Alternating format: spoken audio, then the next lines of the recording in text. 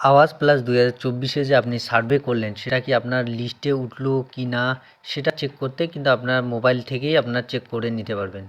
তো আপনারা যদি আপনাদের গ্রাম পঞ্চায়েত হিসেবে আপনাদের কোন গ্রামে কতগুলো নাম উঠলো, কার নাম উঠলো, আপনার নাম উঠলো কি না সেটা যাচাই করার জন্য কিন্তু আপনারা মোবাইল থেকে চেক করে নিতে পারবেন। তো সবার আগে আপনারা চলে যাবেন ক্রোম ব্রাউজারে।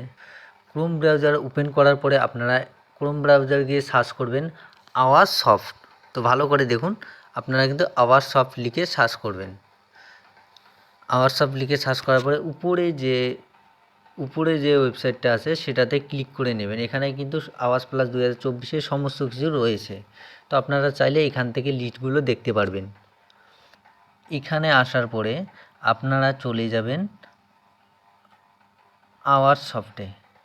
আওয়ার সফটে আসার পরে রিপোর্ট বলে যে অপশনটা আছে, রিপোর্ট বলে অপশনে ক্লিক করে নেবেন।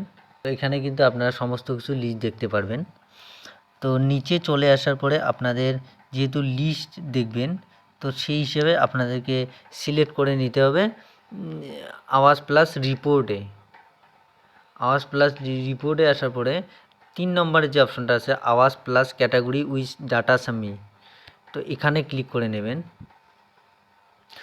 তো আপনারা কি করবেন, আপনাদের স্টেটটা সিলেক্ট করে নেবেন, আপনাদের যেটা সেটা করে দেবেন। তো আমাদের ওয়েস্ট বেঙ্গল, আমরা ওয়েস্ট বেঙ্গলে সিলেক্ট করে নিলাম। তারপরে নিচে দেখো ডিস্ট্রিক্ট, আপনাদের যেটা হবে আপনারা দিয়ে দেবেন। তারপরে রয়েছে ব্লক, আমাদের দিনাটা 1 ব্লক, আমরা দিনাটা 1 ব্লক দিলাম।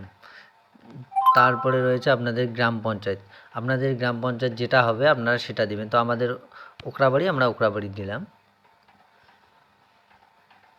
তারপরে সমস্ত কিছু দেওয়ার পরে আপনারা এখানে সাবমিট বলে অপশনে ক্লিক করে নেবেন।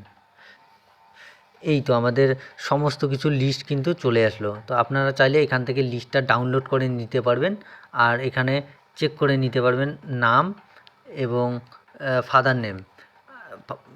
এখানে কিন্তু আপনাদের রেজিস্ট্রেশন নাম্বারও দেখাবে, সমস্ত কিন্তু এই লিস্টে দেখাবে। তো আপনারা এরকম করে লিস্টটা ডাউনলোড করে নেবেন।